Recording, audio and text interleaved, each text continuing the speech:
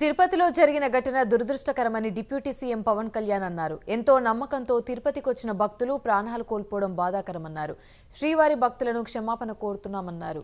జరిగిన ఘటనకు TTD EO, అదనపు ఈవోలు పూర్తి బాధ్యత వహించారని చెప్పారు. భక్తులను కంట్రోల్ చేయడంలో పోలీసులు పూర్తిగా విఫలమయ్యారని పవన్ కళ్యాణ్ అన్నారు. చాలా ఆనందంగా దర్శనం చేసుకొని వెళ్ళిపోవాల్సిన సమయం ఇది. ఇలాంటి సమయంలో ఇలా జరగటం, లోపల ప్రతి ఒక్కరితో మాట్లాడితే నాకు అర్థం కానిది ఏంటంటే ఎప్పుడు ఇలాంటి దుర్ఘటన జరగల.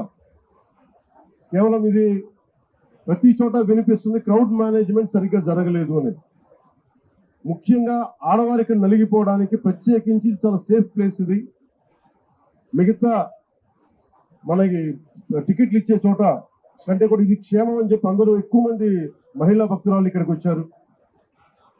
ఇది చంద్రగిరి తిరుపతి నియోజకవర్గానికి అందుబాటులో ఉండే కేంద్రం ఇది. దానివల్ల ఎక్కువ ఒత్తిడి ఉంది. పోలీసులను పెట్టారు, టీటీడీ సిబ్బంది ఉన్నారు. ఇంతమంది ఉండి కూడా 6 మంది ప్రాణాలు కోల్పోవడం, 24 మంది పైన క్షతగాత్రులు అవ్వడం, ఇది చాలా ఆవేదన కలిగించింది. ప్రతి ఒక్కరిని బాధితులను అడుగుతా ఉంటే ఒకటే చెప్తా ఉన్నారు, మేము ఎంతో నమ్మకంతో వచ్చాం ఇక్కడికి, మాకు ఇలా అయిపోయింది. వాళ్ళు బాధపడుతుంటే ముందు పేరున ప్రతి ఒక్కరికి నా క్షమాపణలు తెలియజేశాను.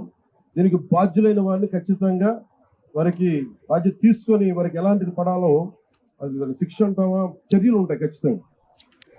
చాలా